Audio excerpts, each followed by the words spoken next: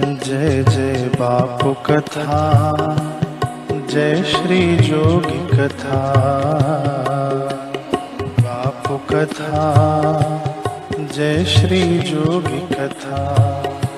ओ जय जय बापू कथा, जय श्री जोगी कथा। जय जय बापू कथा, जय श्री जोगी कथा। जिसे श्रवण कर मिट जाती है, श्रवण कर मिट जाती है। जिसे श्रवण कर मिट जाती है, जिसे श्रवण कर मिट जाती है। जन्म जन्म की व्यथा। जय जय बापू कथा, जय श्री जोगी कथा। जय जय बापू कथा, जय श्री जोगी कथा। ओ जय जय बापू कथा, जय श्री जोगी कथा। जय जय बापू कथा, जय श्री जोगी कथा।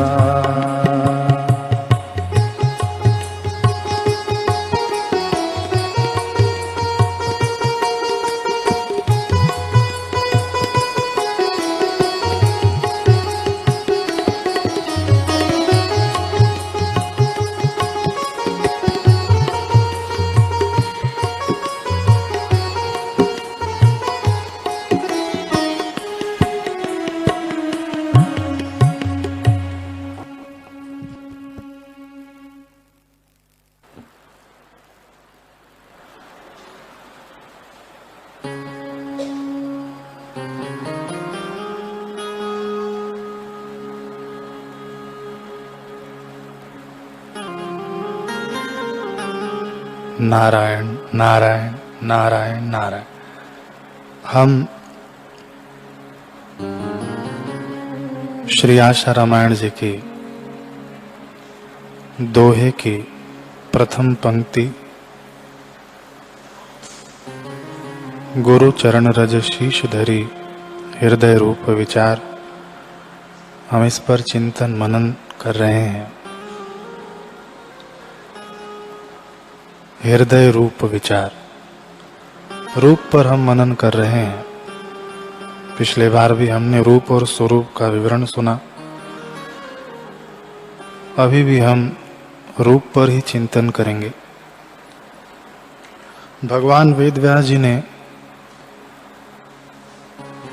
भागवत के प्रथम श्लोक में सच्चिदानंद रूपाय विश्व उत्पत्ति आदि हेतवे तापत्रय विनाशाय श्री कृष्णाय वयम नमः,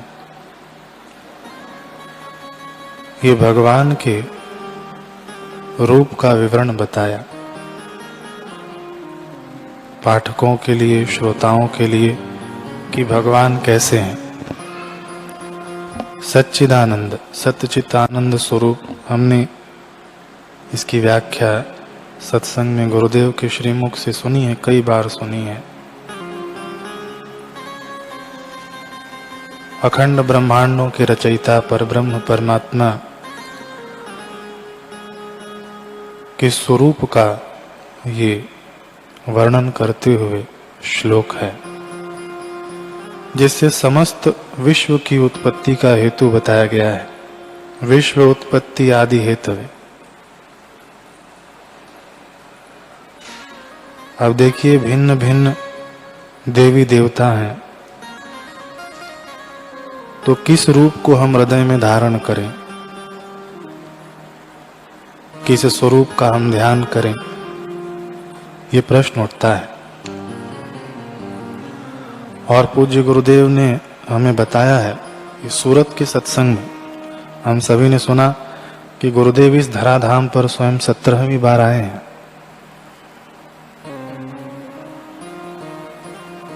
यही कृष्ण जी के समय आए, राम जी के समय आए, और यही इस कली काल में हमारे बापू बनकर आए हैं, और कलयुग में इनका दूसरा अवतार भी होगा।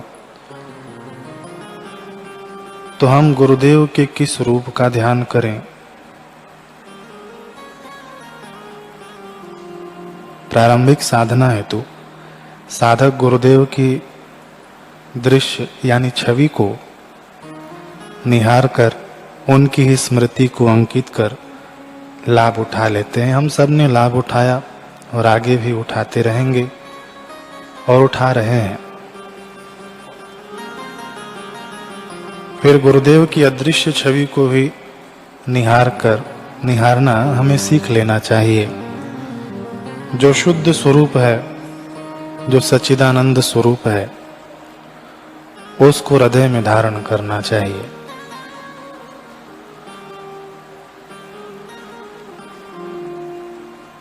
आइए अब इसे शास्त्र से हम समझते हैं। अलग अलग मनवंतर में, जैसे अभी हम भगवान विष्णु कहते हैं, ब्रह्मा विष्णु महेश, तो अलग अलग मनवंतर में विष्णु जी को विष्णु जी नहीं कहा जाता था, कुछ अलग ही नाम रहता था। ये 5वें मनवंतर की बात करते हैं। ये 7वां मनवंतर चल रहा है, जिस मनवंतर में हम रह रहे हैं। ये जो प्रथम मनु हुए वे स्वयंभू मनु कहलाए। स्वयंभू यानी स्वयं प्रकट होने वाले मनु कहलाए। थोड़ा सा विषय गंभीर है, ध्यान से हम इसे सुने। स्वयं जो प्रकट हुए वे स्वयंभू मनु कहलाए। फिर उनके ही कुल परंपरा में बाकी 14 मनु और होंगे, उनको मिलाकर 14 मनवंतर होते हैं। तो ये 7वां मनवंतर है। इसके मनु है वैवस्वत मनु।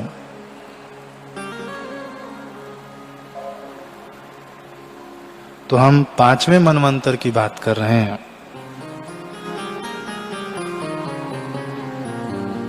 पांचवें मनवंतर में भगवान विष्णु का नाम विष्णु जी नहीं था। इंद्र का नाम इंद्र नहीं, इंद्र हम इस मनवंतर में कहते हैं, उसमें नाम था विभु। और सप्त ऋषियों के नाम भी अलग अलग थे। तो उन्हीं सप्त ऋषियों के पत्नी का नाम, एक पत्नी का नाम विकुंठा था। सप्त ऋषियों में से एक ऋषि, उनकी पत्नी का नाम विकुंठा, और विकुंठा के गर्भ से जो जन्म लिए उस बालक का नाम पड़ा वैकुंठ, वही विष्णु भगवान। और उन्होंने लक्ष्मी जी को प्रसन्न करने के लिए वैकुंठ का निर्माण किया। वैकुंठ लोक तब निर्माण हुआ 5वें मनवंतर में। ये भागवत के अनुसार हम सुन रहे हैं। देखिए, विष्णु जी तब विष्णु जी नहीं कहलाते थे। तब के 5वें मनवंतर में विष्णु भगवान को वैकुंठ नाम से जाना जाता था।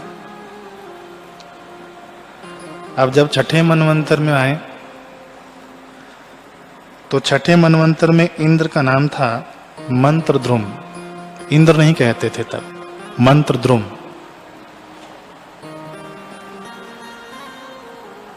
और ऐसे ही संभूति माता के गर्भ से अजित नाम के बालक का जन्म हुआ। ये तब के विष्णु भगवान। 6ठे मनवंतर में विष्णु भगवान का नाम अजित। और 6ठे मनवंतर में ही जब समुद्र मंथन हुआ, देवताओं को अमृत मिला, भगवान ने देवताओं को अमृत पिलाया, ये भागवत के अनुसार। और कश्यप रूप धारण करके, कछुए का रूप धारण करके, मंदराचल की मथनी का आधार बनाकर ये समुद्र मंथन हुआ। देखिए, तो रूप अलग अलग हो गए, नाम अलग अलग हो गए, परंतु स्वरूप और तत्व एक का एक रहा। सच्चिदानंद रूपाय सत्यचित आनंद स्वरूप। तो हृदय रूप विचार, हम कौन सा रूप और स्वरूप पे आए, अभी आगे और सुने। अब 6ठवें मनवंतर की ही बात है। जब दैत्यों का अत्याचार बढ़ा, देवताओं को जब त्रास हुआ, तो देवताओं को लेकर ब्रह्मा जी वैकुंठ गए। परंतु भगवान अजित, अजित कौन? विष्णु भगवान। भगवान अजित वहां मिले नहीं। तब ब्रह्मा जी ने स्तुति की नयस्य कश्चात् इति तरति मायाम यया जनो मुह्यति वेदनार्थम तम निर्जितात्म आत्मगुणम परेशम नमाम भूतेषु समम चरंतम। इस प्रकार से ब्रह्मा जी ने देवताओं को साथ लेकर स्तुति की। अब देखिए स्तुति किस प्रकार की है। भगवान के रूप की स्तुति नहीं है, यहाँ पर भगवान के स्वरूप की स्तुति है। ब्रह्मा जी कहते हैं कि जिस माया से मोहित होकर जीव अपने वास्तविक लक्ष्य अथवा स्वरूप को भूल गया है, वह उन्हीं की है और कोई भी उसका पार नहीं पा सकता। हे भगवान, ये माया आपकी ही है, परंतु सर्वशक्तिमान प्रभु अपनी उस माया तथा उसके गुणों को अपने वश में करके समस्त प्राणियों के हृदय में समभाव से विचरण करते रहते हैं। समभाव से विचरण करते रहते हैं। जीव अपने पुरुषार्थ से नहीं, उनकी कृपा से ही उन्हें प्राप्त कर सकता है। ऐसे भगवान के चरणों में हम नमस्कार करते हैं। आगे कह रहे हैं ब्रह्मा जी, आप प्राण, मन, बुद्धि और अहंकार के ज्ञाता हैं। स्तुति देखिए स्वरूप की हो रही है। इंद्रियां और उनके विषय दोनों ही आपके द्वारा प्रकाशित होते हैं। अज्ञान आपका स्पर्श नहीं कर सकता। प्रकृति के विकार, मरने जीने वाले शरीर से भी आप रहित हैं। जीव के दोनों पक्ष, अविद्या और विद्या, आप में बिल्कुल ही नहीं है। आप अविनाशी और सुख स्वरूप हैं। सतयुग, त्रेता और द्वापर में तो आप प्रकट रूप से ही विराजमान रहते हैं। हे भगवान, हम आपकी शरण में आए हैं। जो एकमात्र ज्ञान स्वरूप, प्रकृति से परे एवं अदृश्य हैं, जो समस्त वस्तुओं के मूल में स्थित अव्यक्त हैं और देश काल अथवा वस्तु से जिनका पार नहीं पाया जा सकता, वही प्रभु इन जीवों के हृदय में अंतर्यामी रूप से विराजमान रहते हैं। विचारशील मनुष्य भक्ति करके उनकी आराधना करते हैं और उन्हें पा लेते हैं। अग्नि प्रमुख आपका मुख है। उसकी उत्पत्ति ही इसलिए हुई है कि वेद के यज्ञ आदि कर्मकांड पूर्ण रूप से संपन्न हो सकें। हे भगवान, आप अग्नि रूप हैं। आदि आदि ब्रह्मा जी ने देवताओं को लेकर स्तुति की है, भगवान अजित की, भगवान विष्णु की। और ऐसी स्तुति करने के बाद भगवान प्रकट हुए हैं। और भगवान प्रकट कैसे हुए हैं, ये भी वर्णन है शास्त्र में। भगवान की स्तुति तो निराकार रूप से हुई, लेकिन भगवान प्रकट हुए साकार रूप से। सुंदर झांकी, पन्नगों के समान चमकता हुआ दैदीप्यमान शरीर, कमल के भीतरी भाग के समान सुकुमार नेत्रों में लाल लाल डोरियां और चमकते हुए सुनहले रंग का रेशमी पीतांबर, सर्वांग सुंदर शरीर के रोम रोम से प्रसन्नता फूटी पड़ती थी। धनुष के समान टेढ़ी भौवें और बड़ा ही सुंदर मुख, सिर पर महामणि में किरीट और भुजाओं में बाजूबंद, ऐसे रूप का वर्णन किया गया है। स्तुति हुई स्वरूप की और प्रकट हुए रूप लेकर। निराकार की स्तुति की और साकार में प्रकटे।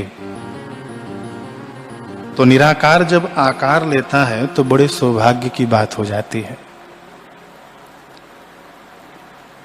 भगवान अजित के रूप में वह निराकार आ जाए, विष्णु जी के रूप में आ जाए, चाहे लीलाशाह जी बापू के रूप में वह निराकार ब्रह्म आ जाए, या हमारे गुरुदेव के रूप में निराकार ब्रह्म आकर हमें सानिध्य प्रदान करें, तो ये बड़े सौभाग्य की बात हो जाती है। अहेतु की कृपा हो जाती है। अब देखिए, जब मंथन का समय आया, थोड़ा सा विषय गंभीर है। जब मंथन का समय आया, भगवान ने दोनों पक्षों को बताया कि जाओ मंदराचल उखाड़ कर ले आओ और उसी से मथनी बनाकर मथो। दानव और दैत्य दोनों गए मंदराचल लेकर आए, लेकिन मंदराचल इतना भारी कि गिर गया।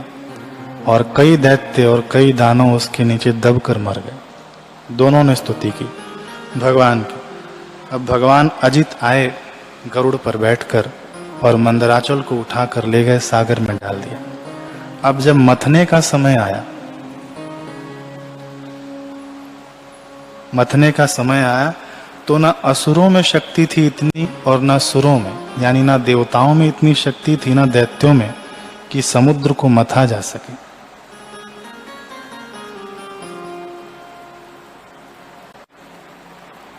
तो भगवान दैत्यों के रूप में दैत्यों का बल बनकर प्रकट हुए, देवताओं के अंदर देवताओं का बल बनकर प्रकट हुए, और वासुकी नाग के अंदर निद्रा के रूप में प्रकट हो गए, अवतार ले लिया कह सकते हैं, ताकि वासुकी नाग को कोई पीड़ा ना हो।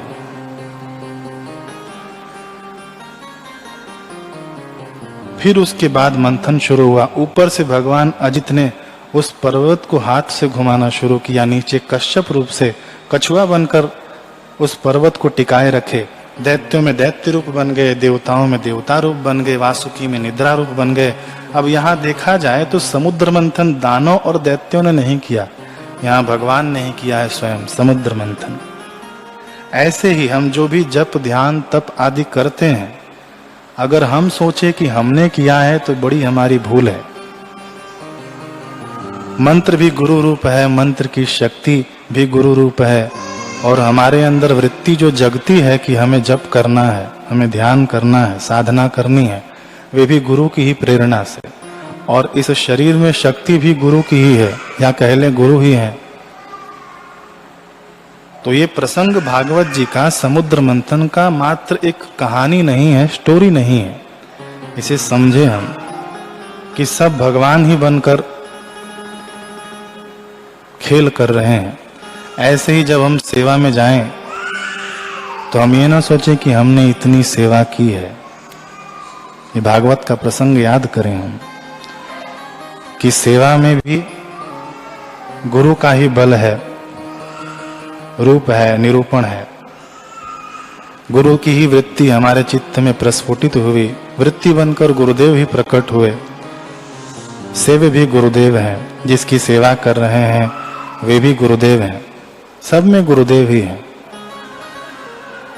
तो हम अपना अहम हटा दें और गुरु को ही रख दें तो क्या निकला? समुद्र मंथन के बाद अमृत निकला, कार्य हुआ तो अमृत निकला। तो बल गुरुदेव का हो तो कार्य होगा और वह अमृतमय हो जाएगा, जिसे निष्काम कर्म कहा जाता है। हमारी साधना अमृतमय बन जाएगी, हमारी सेवा अमृतमय बन जाएगी। फिर जब विष निकला तब शिव जी के पास फिर से देवता और ब्रह्मा जी गए, दानव भी गए, सबने स्तुति की, उसी प्रकार की स्तुति की। भागवत में हम पढ़ सकते हैं, यहाँ समय कम है। उसी प्रकार की स्तुति की। अग्निर्मुखम ते अखिल देवतात्मा क्षितिम विदुरलोक भवांग ग्रिपंकजम कालम गतिम ते अखिल देवतात्मनो दिश्च करणो रसनम जलेशम। ये स्तुति इस प्रकार से ब्रह्मा जी ने, देवताओं ने आदि की है शिव जी से कि आप इस हलाहल विष से हमें बचाइए। अब देखा जाए तो विष्णु भगवान की जो स्तुति हुई भगवान अजित की और शिव जी की जो स्तुति हुई, दोनों समान दिखती हैं। अब आप कहेंगे कि ये देवता और ब्रह्मा जी मिलकर चापलूसी करते हैं। नहीं, चापलूसी नहीं है, रूप अलग अलग है लेकिन स्वरूप एक है। ये प्रसंग हमें बताता है, ये स्तुतियां हमें बताती हैं। तो स्तुति अगर हम भिन्न भिन्न रूप की करेंगे तो भिन्नता हो जाएगी। ध्यान दें, स्तुति हम अगर भिन्न भिन्न रूप की करेंगे तो भिन्नता हो जाएगी। हमारा सनातन धर्म कितना महान कि कोई भी देवी देवताओं की स्तुति उठा लीजिए, स्वरूप की दृष्टि को रखकर जो स्तुति है सब एक मिलेगी। बाकी भिन्न भिन्न अगर रूप की स्तुति करें तो भिन्नता हो जाएगी, परंतु स्वरूप की करें तो भगवान और हम में कोई भिन्नता नहीं दिखेगी। चाहे ब्रह्मा जी हो, विष्णु जी हो, शिव जी हो, कीट हो, चींटी हो, मच्छर हो, खटमल हो, रेती हो, मिट्टी हो, जिस पर हम बैठे उस वो आसन हो, हमारे वस्त्र हो, चाहे हमारा ये शरीर हो, लकड़ी हो, काष्ठ हो, जल हो, अग्नि हो, कुछ भी हो, स्वरूप से एक ही है, भिन्नता नहीं। द्वैत दृष्टि रहित अद्वैत। इसलिए भगवान आदि गुरु शंकराचार्य जी ने हम सब पर कृपा करके ये स्तुति हमें हम सभी के लिए गाई सुनाई। मनोबुद्धि हंकार चित्तानि नाहम् न च श्रोत्र जिह्वे न च घ्राण नेत्रे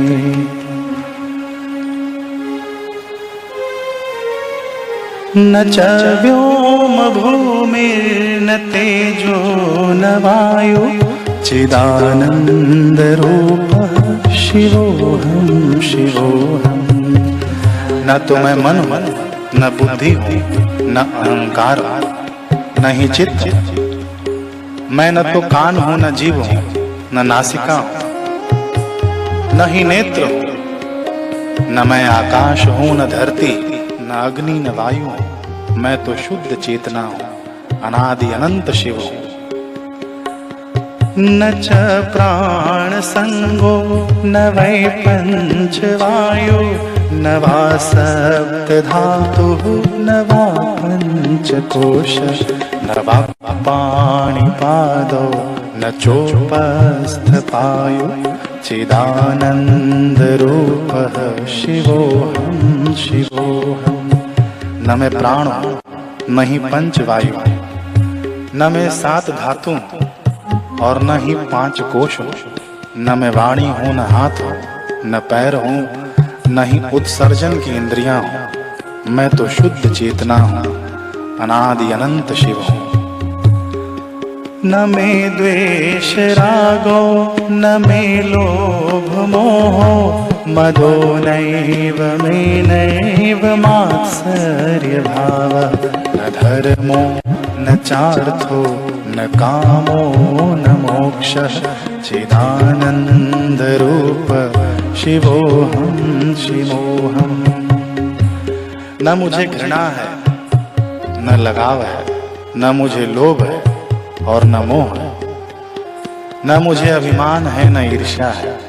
मैं धर्म, धन, काम एवं मोक्ष से परे हूँ। मैं तो शुद्ध चेतना हूँ, अनादि अनंत शिव हूँ।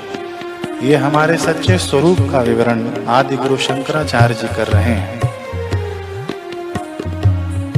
न पुण्यम न पापम न सौख्यम न दुखम न मंत्रो न तीर्थो न वेदा न यज्ञ। अहम भोजनम नैव भोज्यम न भोक्ता चिदानंद रूप शिवोहम शिवोहम। मैं पुण्य पाप सुख और दुख से अलग हूं। मैं न मंत्र हूं, न तीर्थ, न ज्ञान, न ही यज्ञ। न मैं भोजन हूं, न ही भोग का अनुभव और न ही भोगता हूं। मैं तो शुद्ध चेतना हूं, अनादि अनंत शिव हूं। न मे मृत्यु शंका न मे जाति भेदा पिता नैव मे नैव माता न जन्म। न मुझे मृत्यु का डर है, न मैं मृत्यु शंका, न मैं जाति भेदा, न जाति का भेदभाव है। पिता नैव मे नैव माता न जन्म है। न मेरा कोई पिता है, न माता है, न मैं कभी जन्मा था। न बंधुर न मित्रम गुरुर नैव शिष्य। मेरा न कोई भाई है, न मित्र है। मैं तो शुद्ध चेतना हूँ, अनादि अनंत शिव हूँ। अहम निर्विकल्पो निराकार रूपो। मैं निर्विकल्प हूँ, निराकार हूँ। विभुत्वाच सर्वत्र सर्वेन्द्रियाणां। मैं चैतन्य के रूप में सब जगह व्याप्त हूँ, सभी इंद्रियों में हूँ। न मुझे किसी चीज में आसक्ति है, न मैं उससे मुक्त हूँ। मैं तो शुद्ध चेतना हूं, अनादि अनंत शिव हूं। तो ये गुरुओं ने हमारे स्वरूप का कितना शुद्ध विवरण किया। ये हमारे स्वरूप का विवरण कह दीजिए, गुरुदेव के स्वरूप का विवरण कह दीजिए, या भगवान ब्रह्मा विष्णु महेश के स्वरूप का विवरण कर दीजिए। तो हृदय रूप विचार, तो रूप या स्वरूप, दोनों से ही शिष्य लाभ उठा लेता है, दोनों से ही लाभ उठा लेता है। अब कैसे लाभ उठाता है?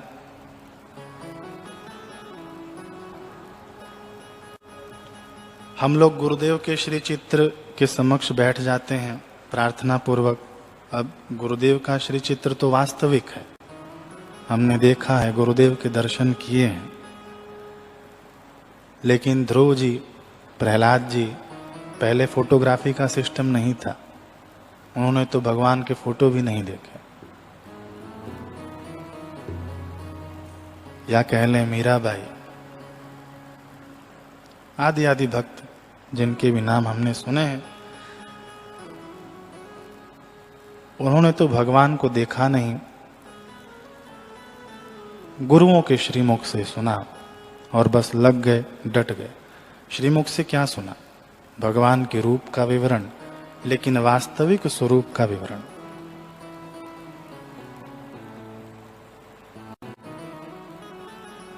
कैसा अनुपम लाभ उठा लिया उन्होंने। और हमारे पास तो देखिए रूप भी है, गुरुदेव हमारे साथ है, हमारे पास है, भगवान का गुरु का रूप भी हमारे साथ है, और संयोगवश गुरु का स्वरूप भी हमारे साथ है। स्वरूप हमारे साथ कैसे है? ऐसे तो व्यापक विश्व रूप भगवाना सर्वत्र व्याप्त है ही है, लेकिन गुरु का स्वरूप हमारे साथ कैसे है कि सत्संग के रूप में, जो हमने सत्संग के रूप में गुरुदेव के श्रीमुख से अपने स्वरूप का विवरण सुना है, वो हमारे साथ है। तो गुरु रूप से भी हमारे साथ हैं और स्वरूप से भी हमारे साथ हैं। अब हम कितना स्वरूपस्थ होते हैं तत्पर होकर, वो हमारे ऊपर है। बाकी दोनों चीजें हैं, रूपस्थ भी हो जाएं, स्वरूपस्थ भी हो जाएं। कई उदाहरण गुरुदेव से लाभ उठाए कई शिष्य, माता महंगीबा जी का भी हमने सत्संग में सुना, महंत चंदीराम जी इसी आश्रम के, और भी जाने अनजाने कई गुरु भाइयों ने लाभ उठाया और उस स्वरूपस्थ हुए, अमर पद को प्राप्त हुए। महंत चंदीराम जी का 50 साल से अधिक उम्र के बाद गुरुदेव जी मिले, बापू मिले 50 साल के बाद, लेकिन कैसे लग गए?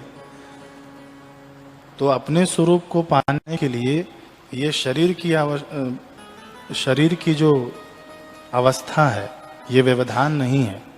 शरीर की अवस्था बदलेगी, लेकिन रूप और रूप बदलेगा, लेकिन स्वरूप जस का तस है। उम्र मायने नहीं रखता, हम जहां भी हैं, जैसे भी हैं, लग जाए। महंत चंदीराम जी का उदाहरण 50 वर्षों के बाद गुरुदेव मिले, उसके बाद लगे वे और स्वरूपस्थ हुए। तो श्री आशा रामायण जी हमें कह रही हैं, देखिए फर्स्ट इंप्रेशन वाली यहां बात आ जाती है। First impression is the last impression.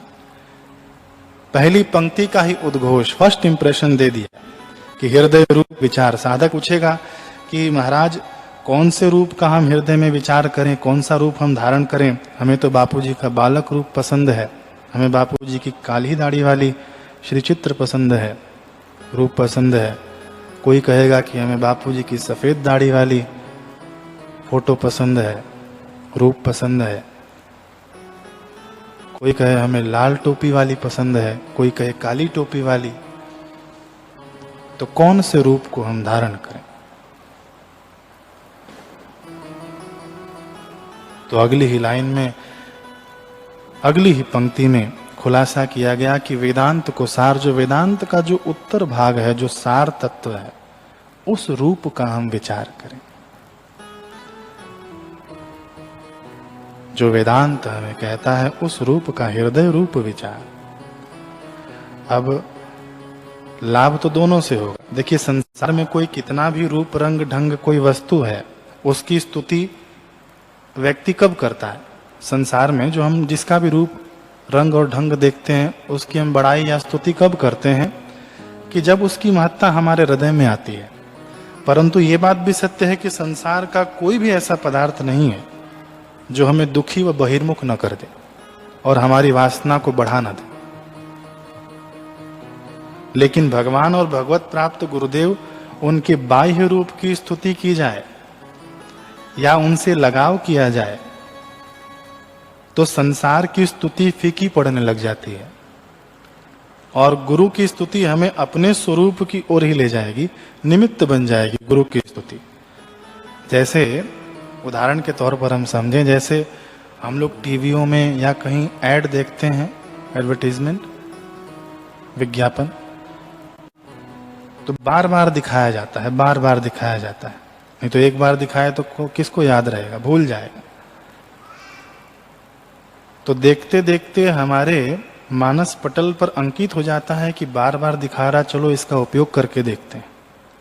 तो बार बार गुरुदेव की बाह्य चिन्मय रूप का बार बार दर्शन करने से उनका चिंतन होने लगता है। लोग कहते हैं कि गुरुदेव के शरीर से क्या लाभ? नहीं नहीं, गुरुदेव शरीर नहीं है। बार बार गुरुदेव का बाह्य चिन्मय रूप का दर्शन करने से उनका चिंतन होने लगेगा और चिंतन होने से गुरुदेव के गुण, गुण क्या है शास्त्रों में? सतचित आनंद सुर। तो गुरुदेव का गुण, उनका रूप और उनका स्वभाव अपने अंदर प्रकट होने लग जाएगा। बार बार गुरुदेव का सानिध्य, उनका दर्शन पाने से यह अनुपम लाभ ले लेते हैं। रूप से भी लाभ मिल जाता है गुरु के, और स्वरूपस्थ तो करा ही देता है, रूप प्रकट होने लगता है।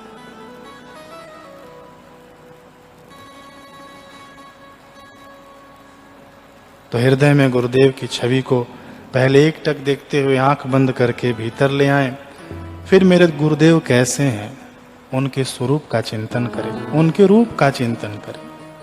कैसे हैं? हम तीनों समय यहाँ पर उसी चीज का रटन करते हैं। अखंड मंडलाकारम व्याप्तम येन चराचरम तत्पदम दर्शितम येन। ये गुरुदेव के स्वरूप का चिंतन। गुरुर्ब्रह्मा गुरुर्विष्णु गुरुर्देवो महेश्वरः। ब्रह्मा विष्णु महेश तीनों गुरुदेव में ही समाहित हैं। ये गुरुदेव के स्वरूप का चिंतन। तीनों संध्याओं में ये प्रार्थना होती है। तो ये तीनों समय स्वरूप का चिंतन, गुरुदेव के रूप को आधार बनाकर। इसलिए भक्त गाते हैं, हम भी गुनगुनाएं। सर्वत्र हमारे बापू हैं, हर जगह उन्हीं की सृष्टि है। सर्वत्र हमारे बापू हैं, हर जगह उन्हीं की सृष्टि है। कहीं सूर्य बने कहीं चंद्र बने, करते अमृत की वृष्टि है। ऐसे हम विचार करें कि हमारे गुरुदेव कैसे हैं। सर्वत्र हमारे बापू हैं, हर जगह उन्हीं की सृष्टि है। कहीं सूर्य बन गए कहीं चंद्र बन गए, करते अमृत की वृष्टि है। सागर बन वे लहराते हैं, गंगा बन के बल खाते हैं। सागर बन वे लहराते हैं, गंगा बन के बहला। देखो इस प्यारी सृष्टि में वे क्या क्या स्वांग रचाते हैं। सर्वत्र हमारे बापू हैं, हर जगह उन्हीं की सृष्टि है। कहीं सूर्य बने कहीं चंद्र बने, करते अमृत की वृष्टि है। ऐसे गुरुदेव के स्वरूप का हम चिंतन करें, आंखें बंद करके अब अपने गुरुदेव को व्यापक रूप में अनुभव करें। गुरु गंगा है, गुरु यमुना है, गुरु रेवा अयोध्या काशी है। सब तीर्थ इनमें बसते हैं, बापू तो घट घट वासी है। ऐसे रूप का अवलंबन लेकर गुरुदेव के स्वरूप तक हम पहुंचे।